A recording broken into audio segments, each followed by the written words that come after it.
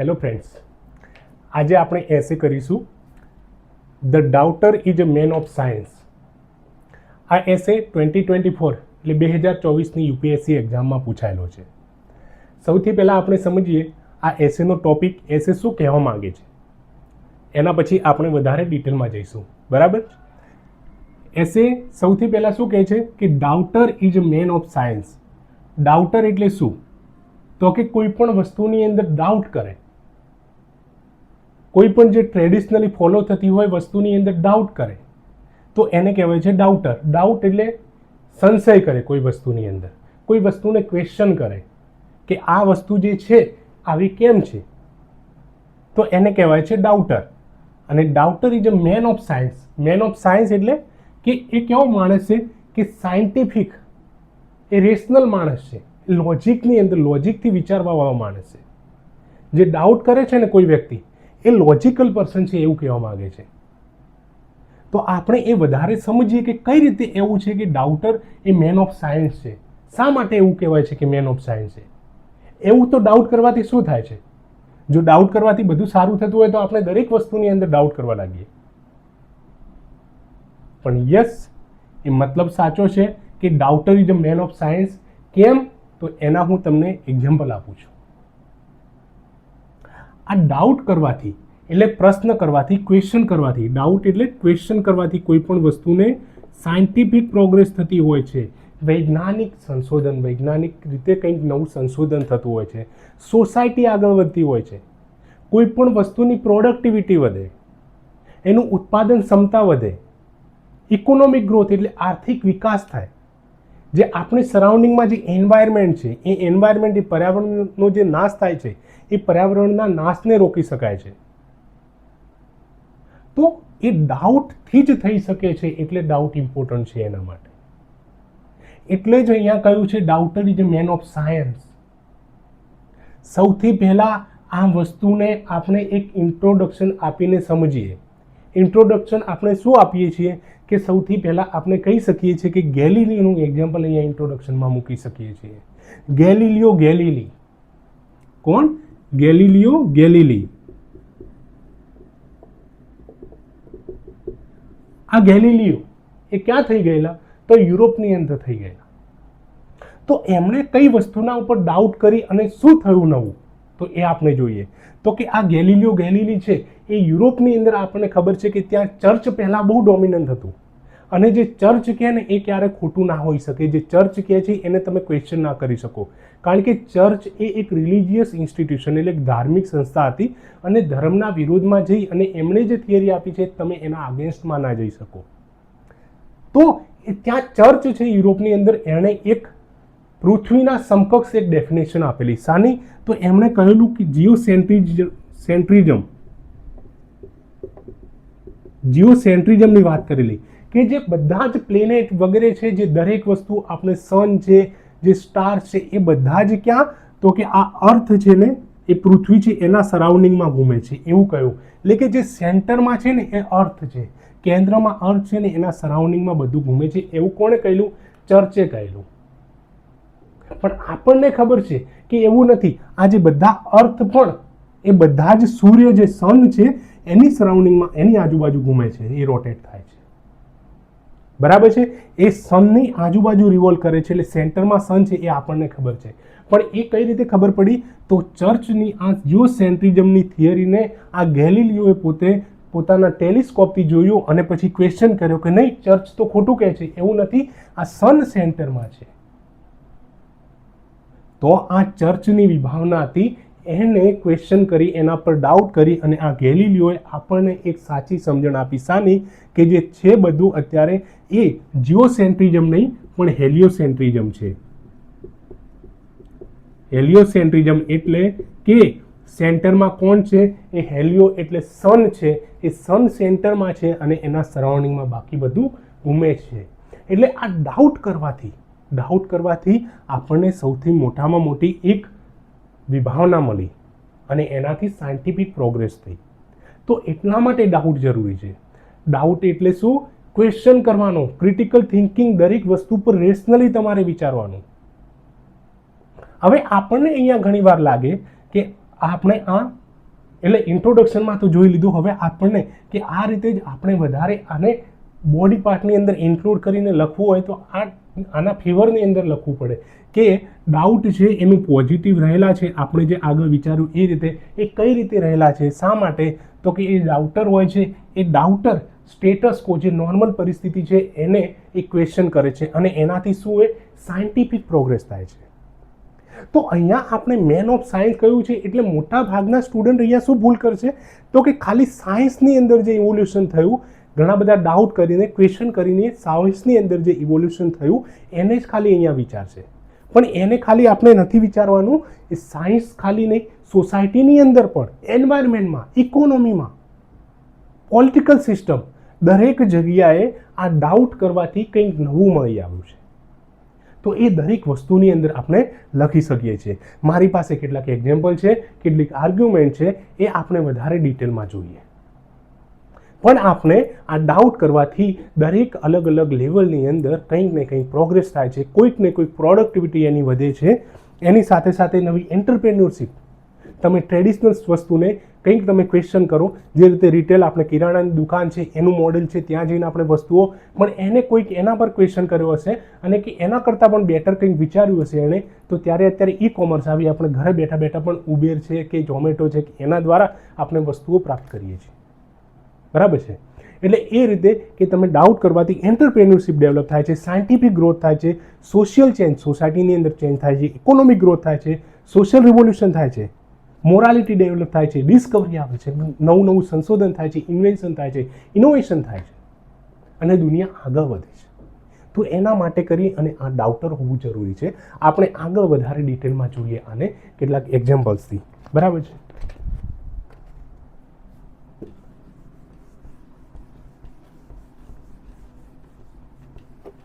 તમારે સૌથી પહેલાં લખવાની અંદર બહુ જ ધ્યાન રાખવાનું છે. હું અહીંયા તમને એક્ઝામ્પલથી આ દરેક વસ્તુ સમજાવું છું, પણ તમારે એ એક્ઝામ્પલ્સને તો શું હોય એ સમજવા માટે અને કોટ કરવા માટે ઇમ્પોર્ટન્ટ છે, પણ આપણે વધારે છે આર્ગ્યુમેન્ટ પર ધ્યાન રાખવાનું છે કે આના થીસીસ એટલે કે આને ડાઉટરિઝમ મેન ઓફ સાયન્સ એ એક એના ફેવરમાં કહેવાનું છે આપણે, એટલે એને કહેવાય છે થીસીસ. એના ફેવરની અંદર પોઝિટિવ પોઈન્ટ્સ લખવાના છે આપણે. બરાબર છે. અને આપણે મળે તો એન્ટીથીસીસ એના અગેન્સ્ટમાં પણ કોઈ પોઈન્ટ હોય એ લખવાના છે. એટલે આપણે આ પોઈન્ટ થીસીસ લખતી વખતે આપણે આર્ગ્યુમેન્ટ્સ એના ફેવરમાં આપવાના છે. અને એ આર્ગ્યુમેન્ટની સાથે સાથે આપણે શું કરવાનું છે, તો આર્ગ્યુમેન્ટની સાથે સાથે આપણે એને એક્ઝામ્પલથી સમજાવવાની છે. હું અહીંયા સમજાવું છું તમને બીજા એક્ઝામ્પલથી, કે એક્ઝામ્પલ છે ફ્લોરન્સ નાઇટિંગેલનું.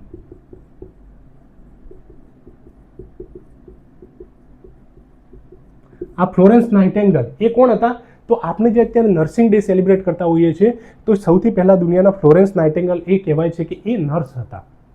તો જે ક્રિમિયાની અંદર વોર થયું હતું એ વખતે શું હોય કે ડેથ થ્રેટ બહુ વધારે હતો. ક્રિમિયાના વોરની અંદર બહુ બધા જ બચ્ચાઓ, લોકો, બુજુર્ગ બીજા બધા મરી રહ્યા હતા. તો એનું કારણ ખાલી એવું નહીં કે બધાને ગોળી લાગવાથી બધા મરી રહ્યા હતા. ગોળી કોઈકને એની જે પિસ્તલની ગોળી છે બહુ ઓછી લાગતી હોય, બરાબર છે, પણ એના જે ઘાવ છે એ રૂઝાવા જોઈએ, પણ ઘાવ રૂઝાતા નહોતા. એનું કારણ તો એને એક ક્વેશ્ચન કર્યું એમણે કે એવું તો કેમ થઈ રહ્યું છે કે આ ઘાવ રૂઝાવા જોઈએ તો પણ રૂઝાઈ નથી રહ્યા ને એટલે લોકો મરી રહ્યા છે. તો એ વસ્તુને ક્વેશ્ચન કર્યો, ત્યારે એમને ખબર પડી કે અહીંયા તો હાઇજીનની જ કમી છે. આ હાઇજીન નથી, એટલા લીધે બેક્ટેરિયલ ઇન્ફેક્શન આગળ વધે છે. એટલા માટે જ કરી અને વધારે ને વધારે શું થાય છે, એ મૃત્યુ થઈ રહ્યા છે. એટલે એમણે આ વસ્તુના ઉપર ડાઉટ કર્યો અને શું થઈ, સાયન્ટિફિક પ્રોગ્રેસ થઈ. સાયન્ટિફિક પ્રોગ્રેસ એટલે આપણે જે પર્સનલ હાઇજીનને ધ્યાનમાં રાખવાનું છે એ એનું રિસર્ચ થયું. બરાબર છે. એનું એક ઇન્વેન્શન થયું. પછી છે ગેલિલીનો આપણે આગળ જોયું સિકલ સેલ એનિમિયા. જે સિકલ સેલ એનિમિયા અત્યારે જોઈએ છે ગુજરાતની અંદર પણ આપણે સિકલ સેલ એનિમિયા, આ સિકલ સેલ એનિમિયા એટલે લોહ તત્વની કમી, અને આ સિકલ એટલે દાંતરડાના આકારના આપણા આરબીસી એટલે આપણા બ્લડની અંદર રહેલા રક્તકણો દાંતરડાનો આકાર લઈ લે છે. બરાબર છે. અને જે બ્લડનો ફ્લો થતો હોય આપણી રુધિર વાહિકાઓની અંદર, તો એને અટકાવે છે, એના લીધે બહુ બધા પ્રોબ્લેમ થતા હોય છે. બરાબર છે. તો આવો જે આ સિકલ સેલ એનિમિયા છે, છોટાઉદેપુર છે, પંચમહાલ છે, દાહોદ છે, એ બધાની અંદર મોટા ભાગે કેટલીક આદિવાસી એ જે ટ્રાઇબ છે એમની અંદર થાય છે. બરાબર છે. તો આઝાદી મળી એ વખતે એવું લાગ્યું કે આ જે લોઅર કાસ્ટના લોકો છે બીફ ખાતા હતા, તો એમની અંદર એક ક્વેશ્ચન કોઈકે કર્યો કે આ તો બીફ ખાય છે એટલે એમની અંદર થાય છે, એટલા લીધે એમની સાથે અનટચેબિલિટી એટલે અસ્પૃશ્યતાનો વ્યવહાર થવા લાગ્યો. તો એ વસ્તુને ડાઉટ કર્યો કે ખરેખર શું બીફ ખાવાથી થાય છે, ને પછી ડાઉટ કર્યા પછી એમાંથી વધારે પડ્યું કે નહીં, ખાલી બીફ ખાવાથી એ વસ્તુ નથી થતી, એના સિવાય ઘણા બધા ફેક્ટર છે, જીનેટિક ફેક્ટર હોય છે, બીજા ફેક્ટર હોય છે, જે ટ્રાઇબલ એરિયા જે આઇસોલેટેડ રહે છે વગેરે વગેરે. તો એના લીધે સિકલ સેલ એનિમિયા થાય છે એ ખબર પડી અને ત્યારે સાયન્ટિફિક પ્રોગ્રેસ થઈ અને બીજું અનટચેબિલિટીનો વ્યવહાર પછી ઓછો થવા લાગ્યો અને અસ્પૃશ્યતા નાબૂદ થવા લાગી. એટલે અહીંયા દરેક જગ્યાએ ડાઉટનું ઇમ્પોર્ટન્ટ છે જુઓ, બરાબર છે. એ રીતે આઇન્સ્ટાઈને જે ન્યૂટનનું જે ગ્રેવિટીવાળી હતી થિયરી એને ક્વેશ્ચન કર્યો અને એના પછી એને જનરલ રિલેટિવિટીની થિયરી આપી. એ રીતે મેડમ ક્યુરી છે, મેડમ ક્યુરીએ ક્વેશ્ચન કર્યો શાને, તો રેડિયો એક્ટિવિટીને, અને એના લીધે એમણે બે નવા પોલોડિયમ અને રેડિયમ કરીને રેડિયો એક્ટિવ એલિમેન્ટનું રિસર્ચ કર્યું. એટલે એટલા બધા આપણે એક્ઝામ્પલ આપી શકીએ છીએ કે આ રીતે સાયન્ટિફિક પ્રોગ્રેસ થઈ. મેડિકલ લેવલની અંદર કેટલી બધી પ્રોગ્રેસ થઈ. ટ્રેડિશનલી અત્યારે જે રેડિયોથેરાપી, કિમોથેરાપી કેટલી બધી કેન્સરની ટ્રીટમેન્ટ માટે ચાલે છે, એના પર ક્વેશ્ચન કર્યો કે એના લીધે ખરેખર કેટલું થાય છે સારું, એનાથી થઈ રહ્યું છે ઇમ્પેક્ટ બરાબર થઈ રહ્યો છે, શું એ યોગ્ય છે, એના કરતાં બીજું કંઈ ના હોઈ શકે. તો એના માટે કરીને અત્યારે આપણને ખબર છે કાર્ટી સેલ થેરાપી વગેરે વગેરે આવી રહ્યું છે. પછી બાયોટેકનોલોજીને ક્રિસ્પર કેસ9 આપણે જે ભણીએ છીએ એ શાનું, એ બધું ક્વેશ્ચન કરવાનો તો એ ફળ છે. ક્રિટિકલ થિંકિંગ, ક્વેશ્ચન કરવું, ડાઉટ કરવા એ વધારે ઇમ્પોર્ટન્ટ છે. અને જે આ વધારે જે ડાઉટ કરે છે એ ઇનોવેશન કરે છે, કંઈ ઇન્વેન્શન કરે છે, કંઈ નવું ઇકોનોમિકલી એ આપણને કન્ટ્રીબ્યુટ કરે છે, સાયન્ટિફિકલી કન્ટ્રીબ્યુટ કરે છે. અને આપણને આપણું ફંડામેન્ટલ ડ્યુટી, આપણા કોન્સ્ટિટ્યુશનની અંદર ફંડામેન્ટલ ડ્યુટી એટલે કે આપણી મૂળભૂત ફરજો લખેલી છે, એની અંદર આપણને શું મેનને સાયન્ટિફિક ટેમ્પર ડેવલપ કરવાનું કહ્યું છે. એ સાયન્ટિફિક ટેમ્પરનો મતલબ એવું નહીં કે આપણે સાયન્સની અંદર PhD કરી લેવી, પણ આપની અંદર એક લોજિકાલિટી આવી, આપણી અંદર તર્ક એ ડેવલપ થાય. આપણે કોઈ વસ્તુને આંધળી રીતે, કોઈ અંધવિશ્વાસ ફેલાવે છે તો આંધળી રીતે એની અંદર વિશ્વાસ ના કરી લેવો, બરાબર છે. તો એ જ વસ્તુ અહીંયા કહેવા માંગે છે. એટલા માટે કે doubter is man of science. Doubt બહુ વધારે ઇમ્પોર્ટન્ટ છે. આલ્બર્ટ આઇન્સ્ટાઈન શું કહે છે ખબર છે કે the important thing is not to stop questioning. Important thing એ છે કે ક્વેશ્ચન કરવા એ સ્ટોપ નહીં કરવું. તમે ક્વેશ્ચન કરો દરેક વસ્તુને, ક્વેશ્ચન કરવા તમારે ક્યારેય સ્ટોપ ના કરવી જોઈએ. શા માટે? કે curiosity has it's on reason four existing. Curiosity હોય છે, ક્યુરિયોસિટી એટલે આતુરતા. આપણે આતુરતા શાની? ક્વેશ્ચન કરવાની. તો ક્યુરિયોસિટી હોય ને એના કંઈક ને કંઈક રીઝન હોય છે, એવું આઇન્સ્ટાઈન કહે છે. એટલે તમારે આઇન્સ્ટાઈન એવું કહે છે કે ક્વેશ્ચન કરવા અટકવું નહીં જોઈએ. Questioning always. શા માટે? ક્યુરિયોસિટી જે માણસની અંદર હોય ને એ જ ક્વેશ્ચન કરે. ઓન મિનિંગ હોય છે પોતાનો, બરાબર છે. ક્યુરિયોસિટીનો મતલબ હોય છે કંઈક ને કંઈક રીઝન માટે ક્યુરિયોસિટી હોયેલી છે, આપણે સમજવાનું છે, બરાબર છે. It is often said that universe has all the question in answer. આપણું જે આખું યુનિવર્સ છે એની અંદર બધા જ ક્વેશ્ચનના આન્સર રહેલા છે. એની અંદર એટલા બધા ક્વેશ્ચન છે, એની અંદર એટલા બધા આન્સર રહેલા છે. And that doubt is the main ingredient for innovation. આ ડાઉટ તમે કરશો, ડાઉટર માણસ હશે એ ડાઉટ કરશે અને ડાઉટથી બધા જ એ આન્સર મળી શકે છે, બધા જ ક્વેશ્ચનના આન્સર મળી શકે છે, બરાબર છે. જે રીતે ન્યૂટનને આન્સર મળ્યો, જે રીતે મેડમ ક્યુરીને આન્સર મળ્યો, જે રીતે કોપરનિકસને આન્સર મળ્યો, જે રીતે ગેલિલિયોને આન્સર મળ્યો, જે રીતે ફ્લોરેન્સ નાઇટિંગેલને આન્સર મળ્યો, જે રીતે સિકલ સેલ એનિમિયાની સામે આન્સર મળ્યો છે. આ મોટા ભાગે આપણે સાયન્ટિફિક એક્ઝામ્પલ જોયા છે. એના સિવાય આપણે ઘણા બધા હજુ એક્ઝામ્પલ જોઈ શકીએ છીએ. એ કયા એક્ઝામ્પલ છે? બીજા સોસાયટીની અંદર સોશિયલ લેવલ પર એક્ઝામ્પલ છે. આપણે હજુ આગળ જોઈએ. આપણે હું તમને બહુ જ બધા મારી પાસે એક્ઝામ્પલ છે, હું બધા કરાવું છું તમને, અને એ તમે લખી લેજો. એ તમને ખાલી આ એસેની અંદર નહીં પણ બીજા બહુ બધા એસેની અંદર આ બધા જ એક્ઝામ્પલ કામ લાગી શકે છે. અને જે 3-4 વર્ષની અંદર જે એસે છે એમની થીમ ઓલમોસ્ટ રિપીટ થયા કરતી હોય છે. એટલે એ એસેની અંદર એક એસેના આન્સર બીજાની અંદર તમે એ છે થોડી ચેન્જ સાથે લખી શકો છો.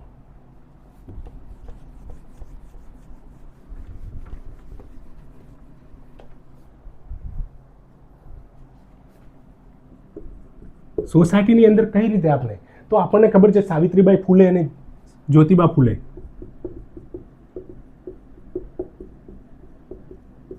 સાવિત્રીબાઈ ફૂલે જે મહિલાઓને એ વખતે શિક્ષણ નહોતું મળતું ને એમની સાથે કેટલો અસ્પૃશ્યતાવાળો ભેદભાવ થતો હતો, તો એમની સામે એમણે ક્વેશ્ચન કર્યો.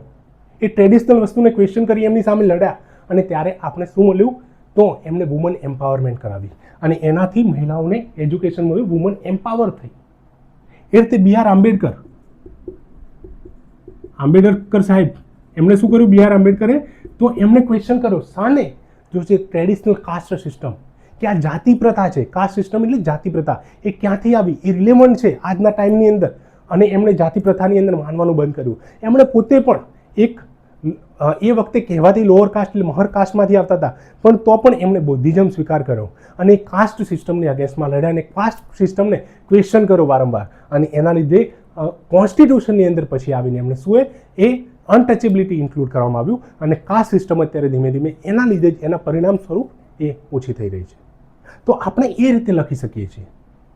હજુ બીજા સિવિલ રાઇટ્સ મુવમેન્ટ આપણને ખબર છે, યુએસએ આજે કહેવાતું જે સૌથી જૂનામાં જૂના ડેમોક્રેસી છે, oldest democracy on the earth, યુએસએની અંદર રેસિઝમ સિસ્ટમ, રેસિઝમ એટલે કે એ રંગભેદ, કાળા અને ગોરા વચ્ચેનો રંગભેદ કેટલો બધો થતો હતો. કાળા ગોરાના રંગભેદની અંદર જે રેસિઝમ થાય છે તો એને ક્વેશ્ચન કર્યો. ટ્રેડિશનલી આ કેટલા વર્ષોથી ચાલી આવતું હતું પણ કોઈએ ક્વેશ્ચન નહીં કર્યો. પણ 2 જણા એવા લોકો આવ્યા જેમની અંદર એ હિંમત આવી અને એમણે ક્વેશ્ચન કર્યો આ વસ્તુને. એ કોણ હતા 2? તો એક તો આપણને ખબર છે કે માર્ટિન લૂથર કિંગ જુનિયર, બરાબર છે, અને બીજા છે રોઝા પાર્ક. આ રોઝા પાર્ક છે, બસમાં જઈ રહ્યા હતા અને એમને જે સીટ પરથી એક વ્હાઇટ મેને આવે અને એમને ઊભા થવાનું કહ્યું.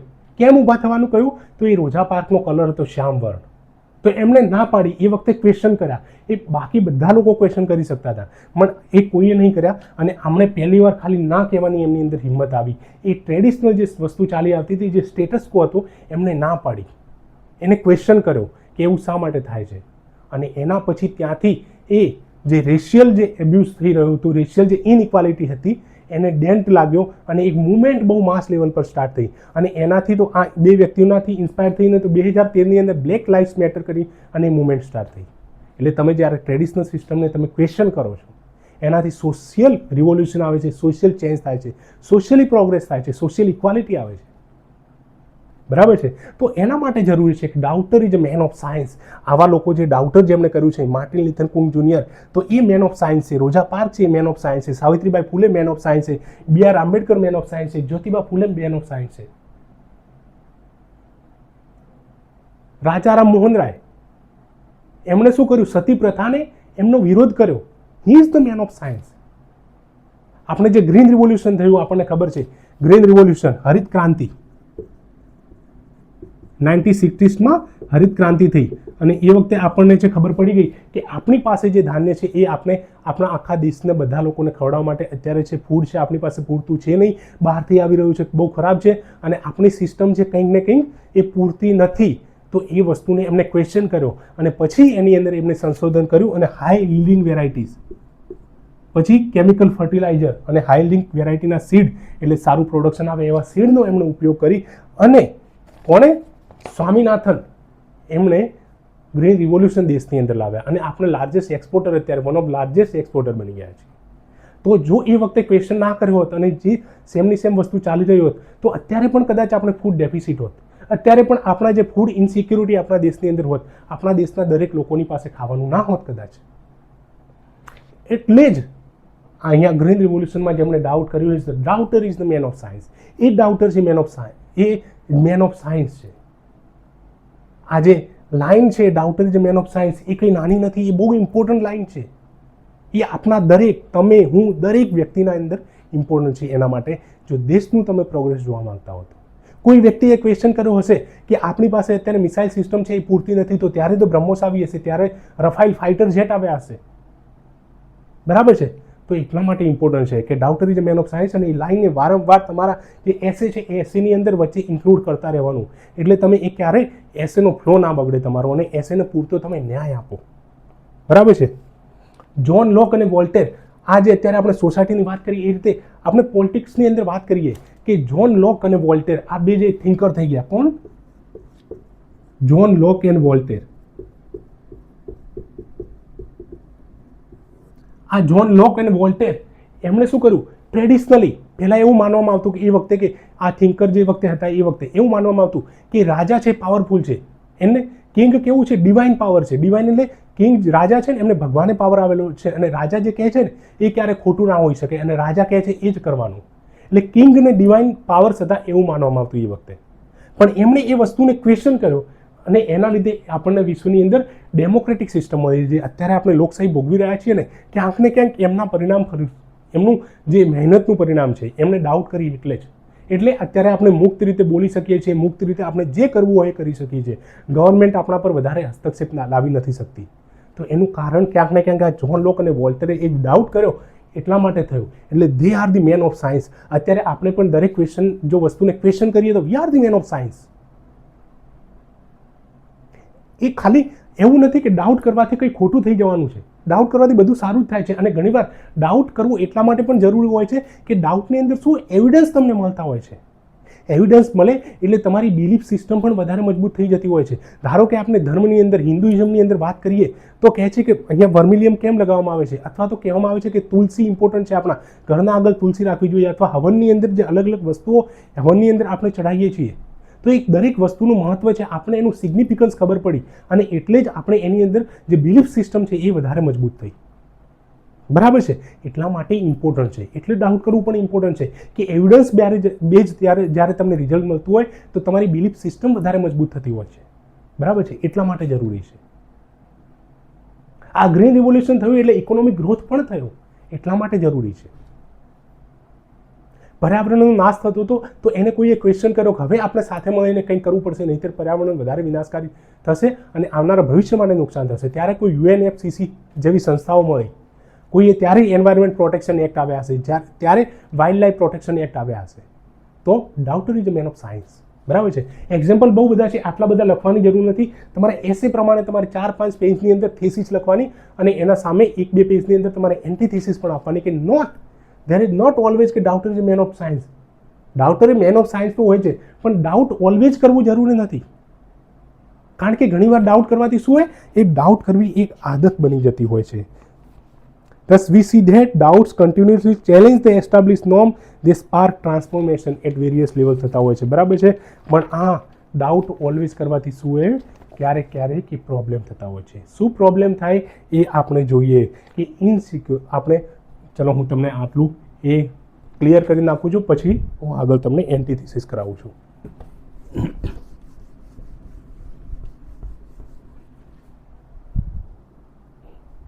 કે ઓલવેઝ ડાઉટ કરવું જરૂરી છે? નહીં, ઓલવેઝ ડાઉટ કરવું જરૂરી નથી. એના માટે કેટલીક એન્ટીથીસિસ છે. એ એન્ટીથીસિસ શું કહે છે કે ડાઉટથી શું થાય છે, ડાઉટ કરે છે ને માણસ, શંકા કરે છે દરેક વસ્તુની અંદર, ત્યારે શું થાય છે, ઇનસિક્યોરિટી ક્રિએટ થતી હોય છે. ઇનસિક્યોરિટી.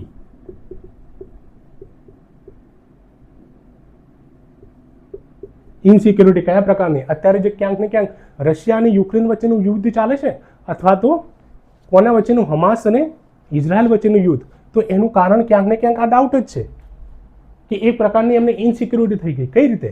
તો કે આ એક બાજુ સપોઝ આપણે માની લઈએ આ રશિયા છે અને આ નીચે યુક્રેન છે. બરાબર છે ને, અહીંયા બ્લેક સી વગેરે અહીંયા બધા વેસ્ટ છે. બરાબર છે.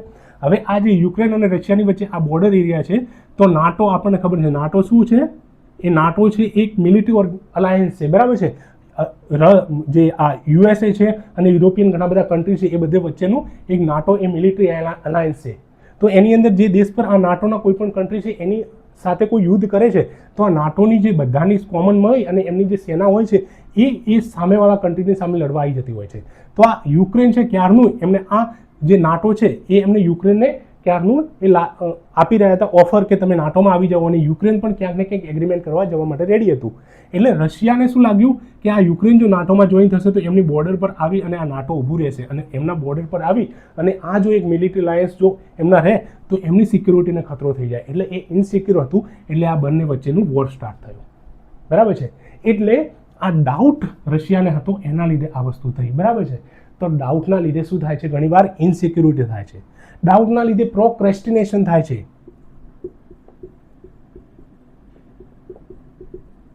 હવે પ્રોક્રેસ્ટિનેશન બહુ ઇમ્પોર્ટન્ટ વર્ડ છે. પ્રોક્રેસ્ટિનેશનનો મતલબ કે આમનું આમ કોઈ કારણ વગર ડાઉટ કરતા હોય છે. ઘણા માણસને આદત થઈ જાય કે ડાઉટ કરવાની, કોઈ રીઝન જ ના હોય તો પણ ડાઉટ કરવા લાગે, અને એના લીધે ડિસિઝન મેકિંગ કેવું થાય, લેટ થવા લાગે. એટલે ડાઉટ કરવાથી ડિસિઝન પણ લેટ થાય. કોઈ પણ કામ તમારે કરવાનું હોય ટાઈમ પર, એ લેટ થાય. બરાબર છે.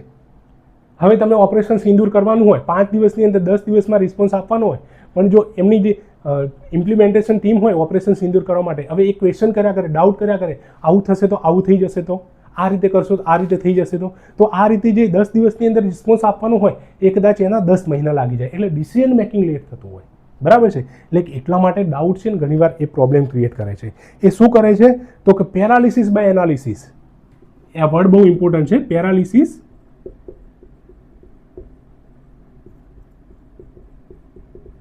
ફાલતુનું એનાલિસિસ કરી અને પોલિસી પેરાલિસિસ કરાવી નાખે, બરાબર છે.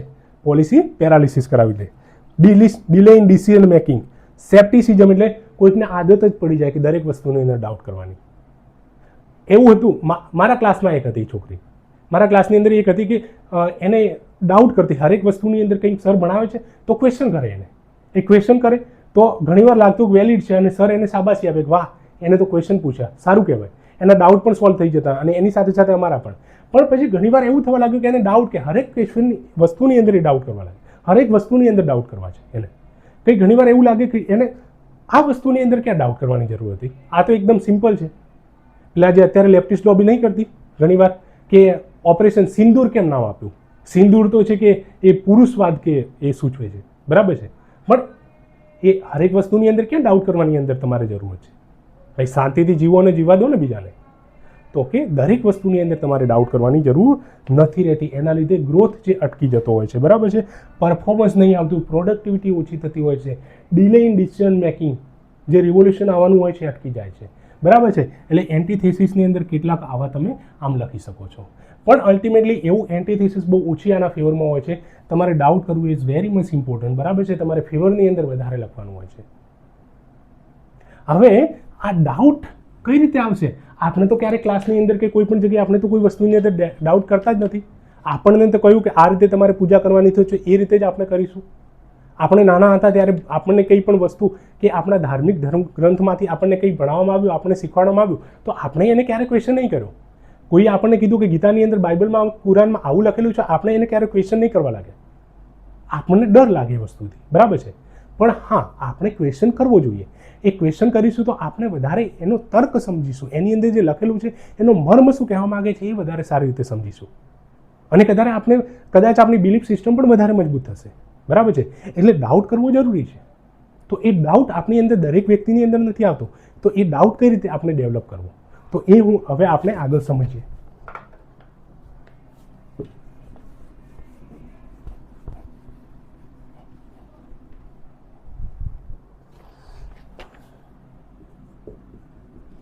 Way forward. તો કે પેરેન્ટલ લેવલ,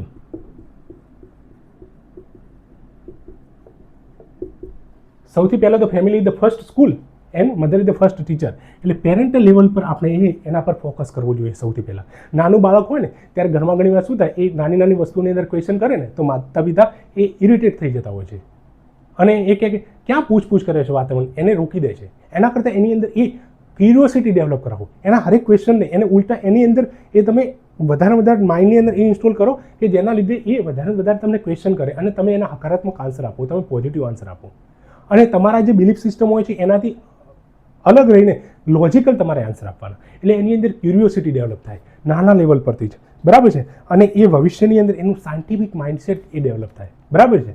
એટલા માટે એ રીતે કરી શકાય.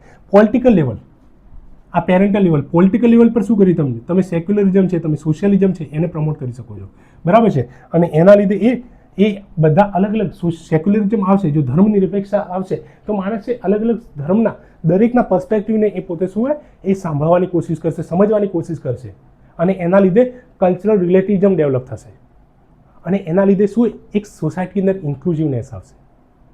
તો પોલિટિકલ લેવલે આ ગવર્મેન્ટ કરી શકે છે કે સેક્યુલરિઝમ અને સોશિયલિઝમને સારી રીતે પ્રમોટ કરી શકે છે. સોશિયલિઝમ પ્રમોટ કરવાથી શું થશે કે દરેક માણસ જે પાયદાનમાં રહેલો છે, નીચો માણસ પણ એ પણ આગળ આવશે, એનો પણ વિકાસ થશે, એ પણ સોશિયલ હાયરકીની અંદર આગળ આવશે, સેન્સ્ક્રિટાઇઝેશન થશે, અર્બનાઇઝેશન થશે, ઘણી બધી વસ્તુઓ થઈ જશે. સ્ટેટે ગવર્મેન્ટે બીજું રિસર્ચ અને ડેવલપમેન્ટ પર ફોકસ કરવો જોઈએ. જે અટલ ટિંકરિંગ લેબ છે કે વગેરે છે એના પર વધારે ફોકસ કરવું જોઈએ. સ્કૂલની અંદર લેબોરેટરી વગેરે બીજું બધું હોવું જોઈએ. સ્કૂલની અંદર એવા પણ ક્યારેક સેશન લગાવવા જોઈએ જેની અંદર એ દરેક વસ્તુનું જે એને રેશનલી શીખવાડવામાં આવે, એને સમજાવવામાં આવે, એને પ્રોપર મેન્ટરશીપ આપવામાં આવે, બરાબર છે. ઓપનનેસ ટુ ચેન્જ, એ આપણું માઇન્ડસેટ છે ને ઓપનનેસ ટુ ચેન્જ હોવું જોઈએ.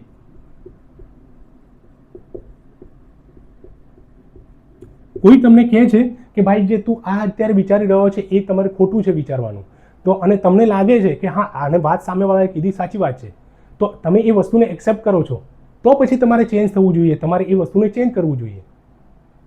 એ રીતે કે કોઈ તમને કહે છે કે તમે ખોટું બોલ્યા છો, તમને લાગે છે કે હા હું ખોટો બોલ્યો છું, તો તમારે હવે સાચું બોલવાનું પ્રણ લેવું જોઈએ, તમારે સાચું બોલવું જોઈએ. એટલે ઓપનનેસ ટુ ચેન્જ, બદલવા માટે ઓલવેઝ ચેન્જ રહેવું જોઈએ તમારે, બરાબર છે. એ રીતે એન્ગેજમેન્ટ ઇન ડિબેટ, વધારે વધારે ડિબેટ કરો, બીજા મિત્રોની સાથે ગ્રુપ હોય કે બીજું હોય એની સાથે ડિબેટ કરો. ડિબેટ વધારે કરશો એટલે શું હોય, આપણી અંદર લોજિકાલિટી, આપણી અંદર રેશનાલિટી આપણી અંદર ક્રિએટ થશે, આપણે ક્વેશ્ચન કરવાની આદત પડશે, આપણે એ પ્રેક્ટિસની અંદર આવશે, પછી આપણે વિચારવું નહીં પડે, પછી આંધી રીતે આપણે અંધવિશ્વાસની અંદર નહીં ફસાઈ જઈએ,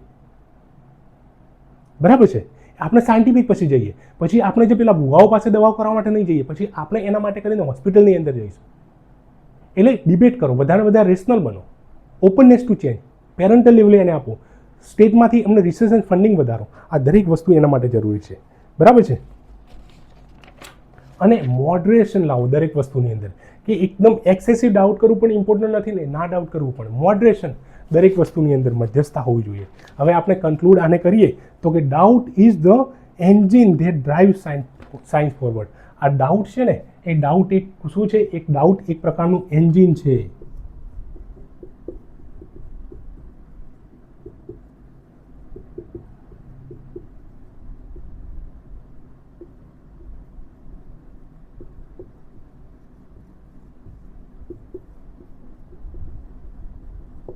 આ સાયન્સ છે એ પ્રકારનું એન્જિન છે, ડાઉટ એક પ્રકારનું એન્જિન છે જે સાયન્સને આગળ લઈ જાય છે, બરાબર છે.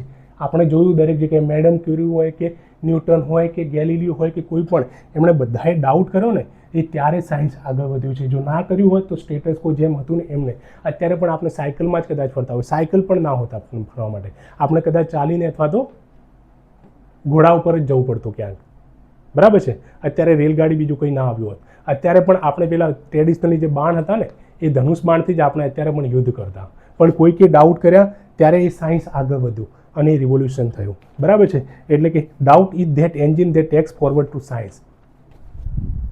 તો આપણે કન્ક્લુઝનની અંદર આ રીતે એક કોટ આપીને પણ આગળ આપણે લખી શકીએ છીએ, બરાબર છે, અને કન્ક્લુઝન આપી શકીએ છીએ. એક અહીંયા બ્લેસ પાસ્કલનું એક કોટ પણ લખી શકીએ છીએ જો આપણે લખવું હોય તો, કે man's greatness lies in his power of thought. માણસની ગ્રેટ શાની અંદર છે કે એની પાવર ઓફ થોટ, વિચાર ક્ષમતાની અંદર છે. વિચારવાનું પાવર, વિચારવાની શક્તિ એની અંદર કેટલી છે, એ કેટલું વિચારી શકે છે, એની અંદર એની ગ્રેટનેસ છે. આપણે જોયું કે કોઈક માણસે એટલું બધું વિચાર્યું ને તો એને લીધે અત્યારે ટેસ્લા જેવી અથવા તો સ્પેસએક્સ જેવી કંપની આપી દીધી. કોઈ માણસે એટલું એની અંદર વિચાર્યું કે આજે એટલો બધો પાવરફુલ થઈ ગયો કે આપણે વર્લ્ડને એને શું ગૂગલ આપી દીધું, એને મેટા જેવી કંપની આપી દીધી, એને ફેસબુક આપ્યું, આપણે દુનિયાને એકદમ વોટ્સએપથી નજીક લાવી દીધી, બરાબર છે. કોઈએ એટલું બધું વિચાર્યું કે યુબર જેવી સિસ્ટમ આવી અને આપણા ઘરથી આપણને ઘર આગળથી ડ્રોપ કરી જાય છે. કોઈએ એટલું બધું વિચાર્યું કે ઝોમેટો જેવી એમણે કંપનીઓ ખોલી નાખી અને એના લીધે આપણા ઘરે કોઈક આવી અને ખાવાનું આપણને આપી જાય છે. તો man's greatness lies in his power of thought, એ વિચાર ક્ષમતાની અંદર રહેલી છે, બરાબર છે. ભગવદ્ ગીતા આપણને શું કહે છે, રિમાઇન્ડ્સ ધેટ સેલ્ફ ડાઉટ આપણને ભગવદ્ ગીતા છે સેલ્ફ ડાઉટ કરવાની વાત કરે છે. ભગવદ્ ગીતા આપણને સેલ્ફ ડાઉટ કરવાનું શીખવાડે છે. સેલ્ફ ડાઉટ કરો, એનાથી શું થશે, તમને ક્વેશ્ચન કરશો પોતાની જાતને અને એનાથી સેલ્ફ રિયલાઇઝેશન થશે. એમણે જ્યારે અર્જુન રણભૂમિની અંદર જ્યારે સેલ્ફ ડાઉટમાં હતા, અર્જુન પોતે ડાઉટમાં હતા કે સામેવાળા પોતાના જ છે તો એમને કઈ રીતે મારવા, ત્યારે જે કૃષ્ણ ભગવાને એને સેલ્ફ ડાઉટ અને સેલ્ફ રિયલાઇઝેશન કરાવ્યું અને પોતાને ઇન્ટ્રોસ્પેક્ટ કરવાનું કહ્યું. અને એ વખતે એમને ખબર પડી કે સામે જે બધા છે એ ભલે પોતાના છે પણ અધર્મના માર્ગ પર ઉભેલા છે, અને તું જે પોતે ધર્મના માર્ગ પર ઉભેલો છે તો તારી એ ડ્યુટી બને છે, તારી ફરજ બને છે કે અધર્મના માર્ગ પર રહેલા બધા લોકોને તારે એમને કંટ્રોલ કરવા, બરાબર છે. એમના પર તારે યુદ્ધ કરી અને જીત મેળવવી. એટલે ભગવદ્ ગીતાની અંદર પણ સેલ્ફ ડાઉટ કરવાનું કહે છે, એ શીખવાડવામાં આવે છે. સોક્રેટિસ અને વિવેકાનંદે પણ એમણે ક્વેશ્ચન કરવાનું કીધું છે. સોક્રેટિસ એટલે સુકરાત આપણે કહીએ છીએ અને વિવેકાનંદ તો આપણને ખબર જ છે. તો એમણે પણ explain that questioning can help one reach the dipper truth of existence. તમે વધારે સત્યની નજીક જાઓ. જ્યારે તમે ક્વેશ્ચન કરો કોઈ પણ વસ્તુને ત્યારે વધારે સત્યની નજીક જાઓ છો તમે. વિવેકાનંદ આપણને ખબર છે જ્યારે પોતે સત્યની શોધની અંદર નીકળ્યા અને ત્યારે અલગ અલગ જગ્યાએ ગયા, પણ કોઈક એમની જગ્યાએ એમને એ સત્યની નજીક જવાની અંદર કોઈ એને હેલ્પ ના થઈ. ત્યારે એ લાસ્ટમાં એ રામકૃષ્ણ પરમહંસ પાસે જાય છે અને એ એમને સત્યની શોધ કરાવે છે અને એમને પછી એ ગુરુ માને છે.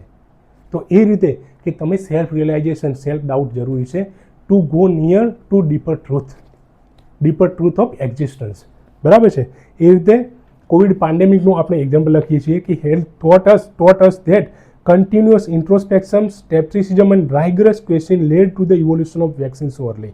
કન્ટિન્યુઅસ ક્વેશ્ચન કર્યા, ઇન્ટ્રોસ્પેક્ટ કર્યું, બરાબર છે, અને ડાઉટ કર્યા, ત્યારે દુનિયાની અંદર એટલી ઝડપી ક્યારે કોઈ વેક્સિન નહીં બની, પણ આ COVID-19ની વેક્સિન એ રીતે જ બની હતી. જો એ વખતે ઇન્ટ્રોસ્પેક્ટ ના કર્યું હોત, ક્વેશ્ચન ના કર્યા હોત, ડાઉટ ના કર્યા હોત તો ના થયું હોત. બરાબર છે.